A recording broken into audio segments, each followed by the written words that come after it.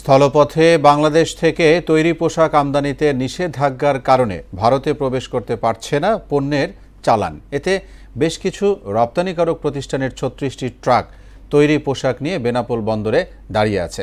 এসব পণ্যের ভবিষ্যৎ নিয়েও দেখা দিয়েছে শঙ্কা। শিশির কুমার সরকারের প্রতিবেদন, জানাচ্ছেন মাহমুদ হোসেন।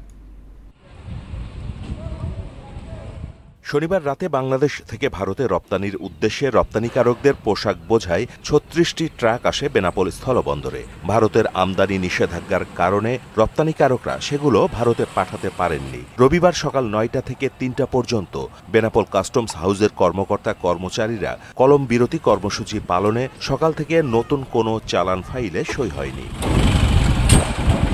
ভারতের এই প্রজ্ঞাপনে রপ্তানিমুখী তৈরি পোশাক স্থলবন্দরের তুলনায় সমুদ্র বন্দর দিয়ে ভারতে পাঠাতে সময় ও খরচ বেশি হবে।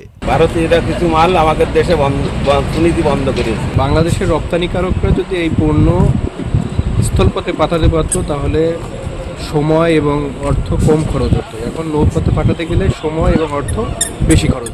ভারত সরকারের এই সিদ্ধান্তে ভারতীয় কাস্টমস কর্তৃপক্ষ নতুন করে কোনো পণ্যে গেট পাস ইস্যু না করায় পণ্য রপ্তানি বন্ধ হয়ে গেছে। বেনাপোল বন্দর দিয়ে ইতিপূর্বে গার্মেন্টস সামগ্রী প্রচুর রপ্তানি হতো।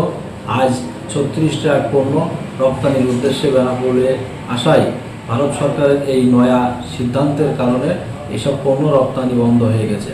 কারণ ভারতীয় কাস্টমস কর্তৃপক্ষ এই পত্র জারির পর আর নতুন করে কোনো পণ্যের গেট পাস ইস্যু করছে না। বেনাপোল বন্দরের পরিচালক ভারতের নিষেধাজ্ঞার কপি হাতে পাওয়ার বিষয়টি নিশ্চিত করেন। আমরা আসলে এখন বক্তব্য দিচ্ছি না, প্রতিক্রিয়া এখনো শুরু হয়নি। তেমন কেবল আজকে আমরা অর্ডার হাতে পাইলাম। এই আদেশের জন্য তো কোনো পরিবর্তন আমি লক্ষ্য করিনি। স্থলবন্দর দিয়ে কিছু পণ্যের আমদানিতে ভারতের নিষেধাজ্ঞায় দু দেশই ক্ষতিগ্রস্ত হবে বলে মনে করেন বিশেষজ্ঞরা।